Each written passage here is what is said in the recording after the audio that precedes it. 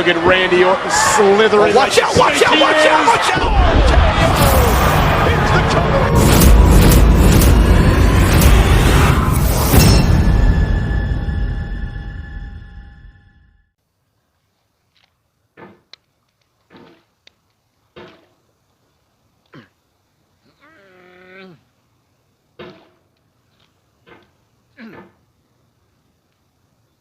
There's no feeling more intense than starting over.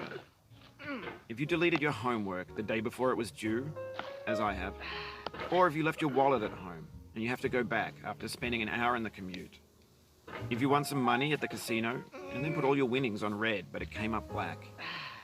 If you got your best shirt dry cleaned before a wedding and then immediately dropped food on it.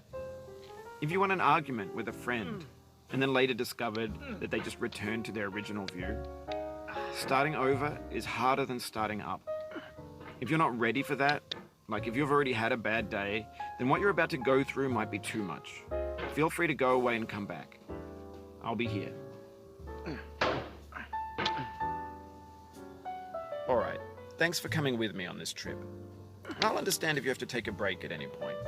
Just find a safe place to stop and quit the game. Don't worry, I'll save your progress, always, even your mistakes. This game is a homage to a free game that came out in 2002, titled Sexy Hiking. The author of that game was R.K.O, a mysterious Czech designer who was known at the time as the father of B games.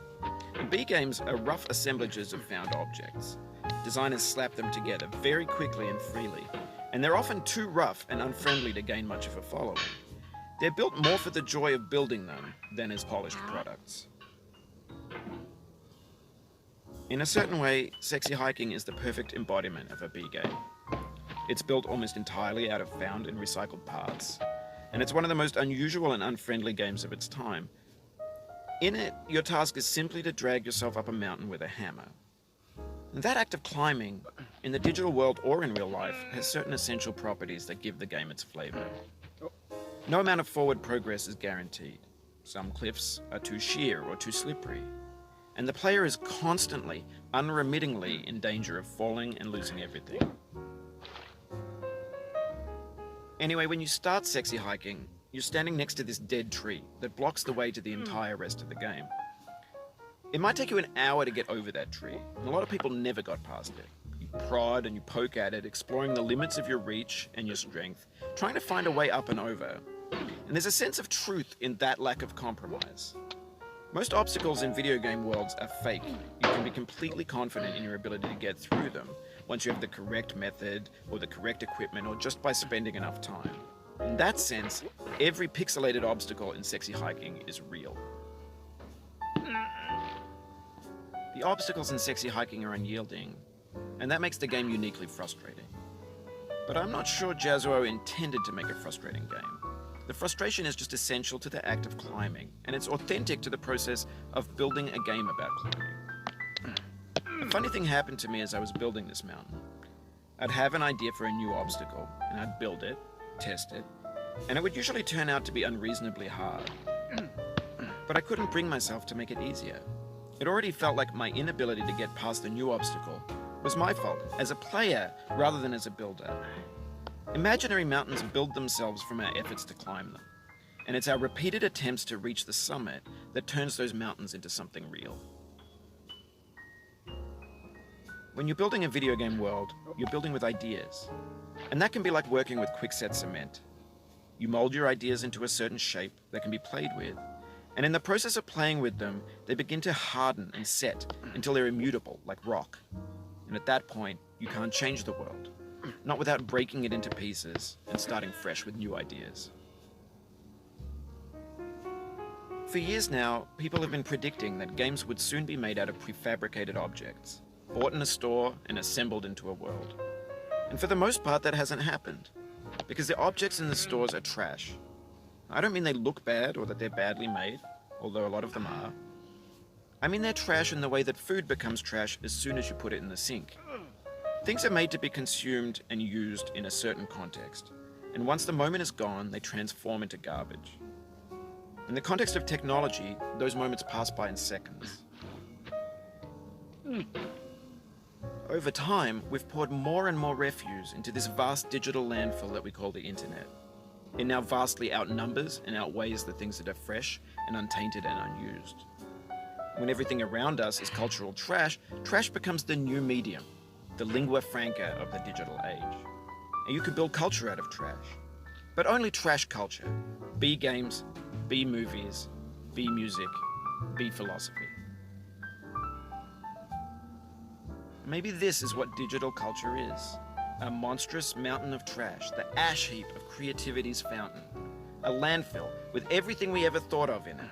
Grand, infinite, and unsorted.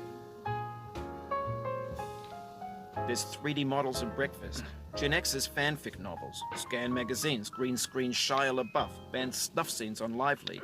Facebook's got lifelike bots with unbranded adverts and candid shots of Kanye and Taylor Swift mashups, car crash epic failed GIFs, Russian dashcam vids, discussions of McRibs, discarded, forgotten, unrecycled, muddled, rotten, untitled. Everything's fresh for about 6 seconds, until some newer thing beckons, and we hit refresh. And there's years of persevering, disappearing into the pile, out of style, out of sight. In this context, it's tempting to make friendly content that's gentle, that lets you churn through it but not earn it. Why make something demanding if it just gets piled up in the landfill, filed in with the bland things? When games were new, they wanted a lot from you. Daunting you, taunting you, resetting and delaying you. Players played stoically. Now everyone's turned off by that. They want to burn through it quickly, a quick fix for the fickle, some tricks for the clicks of the feckless. But that's not you, you're an acrobat. You could swallow a baseball bat. Now I know, most likely you're watching this on YouTube or Twitch, while some dude with 10 million views does it for you. Like a baby bird being fed chewed up food. That's culture too. But on the off chance that you're playing this, what I'm saying is, trash is disposable, but maybe it doesn't have to be approachable. What's the feeling like? Are you stressed? I guess you don't hate it if you got this far. Feeling frustrated? It's underrated. An orange is sweet, juicy fruit locked inside a bitter peel. That's not how I feel about a challenge. I only want the bitterness. It's coffee. It's grapefruit. It's licorice. It feels like we're closer now. Composer and climber, designer and user. You could have refused, but you didn't. There was something in you that was hidden, that chose to continue. It means a lot to me that you've come this far, endured this much. Every wisecrack, every insensitivity, every setback you've forgiven me is a kingly gift that you've given me. We have the same taste, you and I. It's not ambition, it's ambition's opposite. An obdurate mission to taste defeat. You'll feel bad if you win, so I put this snake in for you. Have you thought about who you are in this? Are you the man in the pot, Diogenes? Are you his hand? Are you the top of his hammer? I think not. Where your hand moves, the hammer may not follow, nor the man, nor the man's hand. In this you're his will, his intent, the embodied resolve in his uphill ascent. Now, you've conquered the ice cliff, the platforms, the church, and the rectory, the living room and the factory, the playground, the construction site, the granite rocks, and the lakeside. You've learned to hike. There's no way left to go but up, and in a moment I'll shut up.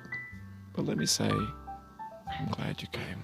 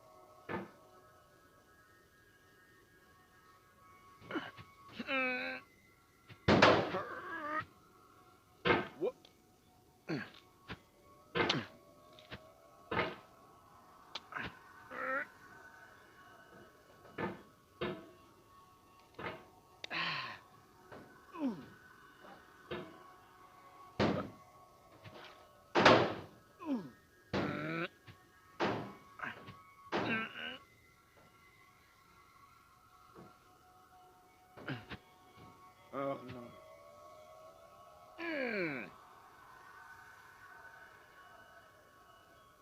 Oh no.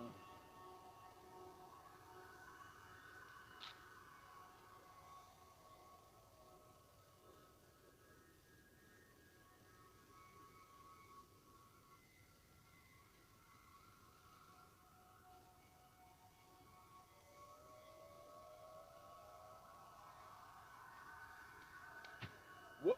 No. I dedicate this game to you, the one who came this far.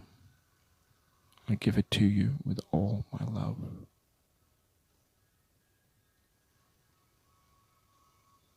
Ah.